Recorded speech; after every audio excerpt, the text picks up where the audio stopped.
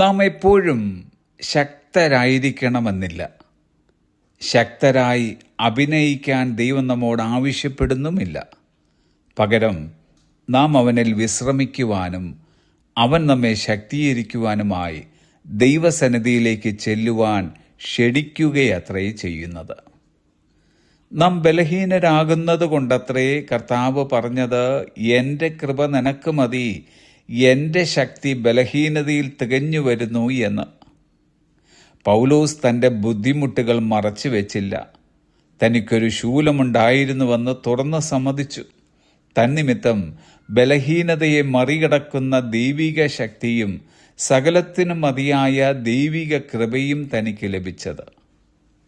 നമ്മുടെ എല്ലാവരുടെയും ജീവിതത്തിൽ ക്ഷീണിക്കുന്ന സന്ദർഭങ്ങളുണ്ടാകാം. എപ്പോഴും നാം ഒരേ കാഴ്ചപ്പാടിൽ മുന്നേറണമെന്നില്ല. പ്രലോഭനങ്ങളുടെയും പരീക്ഷണങ്ങളുടെയും പ്രതികൂലമായ സാഹചര്യങ്ങളുടെ മധ്യത്തിൽ പതറിപ്പോയി എന്നും വരാം. എന്നാൽ ദൈവം നമ്മിൽ നിന്നും ആഗ്രഹിക്കുന്നത് നാം അവനിൽ ആശ്രയിക്കുകയും ഉള്ള കാര്യങ്ങൾ തുറന്ന് അവനോട് പറയുകയും ചെയ്യുക എന്നതാണ്. നാം അങ്ങനെ ചെയ്യുന്ന പക്ഷം തിരുവചനം നമ്മോട് പറയുന്നത് 55-ാം സങ്കീർത്തനം 22-ാം വാക്യം, നിന്റെ ഭാരം യഹോവയുടെ മേൽ വെച്ചുകൊള്ളുക, അവൻ നിന്നെ പുലർത്തും. നീതിമാൻ കുലുങ്ങിപ്പോകുവാൻ അവൻ ഒരു നാളും സമ്മതിക്കുകയില്ല. നമുക്കുണ്ടാകുന്ന ക്ഷീണങ്ങളിൽ ദൈവം നമ്മെ പലതും പഠിപ്പിക്കുന്നുണ്ട്. ദൈവാശ്രയം നിമിത്തം നമുക്കുണ്ടാകുന്ന ഗുണങ്ങളും നമ്മെ ശക്തീകരിക്കുന്ന ദൈവശക്തിയുടെ അളവറ്റ വലുപ്പവും അതിൽ ഉൾപ്പെടുന്നു. നമ്മുടെ ശക്തി അവസാനിക്കുന്ന ഇടത്ത് അവൻ്റെ ശക്തി ആരംഭിക്കുന്നു. നമ്മുടെ പരിശ്രമം അവസാനിക്കുന്ന ഇടത്ത് അവൻ്റെ വിശ്രമം ആരംഭിക്കുന്നു. സ്നേഹവാനായ ഒരു പിതാവിനെ പോലെ അവൻ നമ്മെ ചേർത്ത് പിടിക്കുന്നു, നമുക്ക് ധൈര്യം നൽകുന്നു, ആശ്വാസം നൽകുന്നു, ബലം നൽകുന്നു.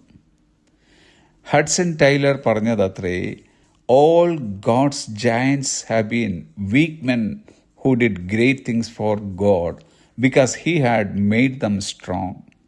ദൈവത്തിൻ്റെ എല്ലാ യോദ്ധാക്കളും ദുർബലരായ മനുഷ്യരായിരുന്നു. എന്നാൽ ദൈവം അവരെ ശക്തരാക്കി. ദൈവത്തിനു വേണ്ടി അവർ വലിയ കാര്യങ്ങൾ ചെയ്തു.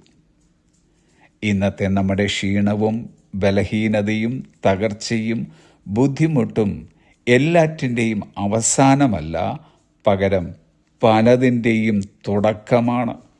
ശക്തമായ ഒരു ക്രിസ്തീയ ജീവിതത്തിനായി പലരെയും ഉണർത്താനും ഉത്തേജിപ്പിക്കുവാനുമായി ദൈവം ഒരുക്കിയെടുക്കുന്ന സമയങ്ങളാണെന്ന് മനസ്സിലാക്കി നമ്മെ ശക്തനാക്കുന്ന കർത്താവിൻ്റെ സന്മുഖത്തേക്ക് നമുക്കിന്ന് വിശ്വാസത്തോടെ നോക്കാം. Have a blessed day.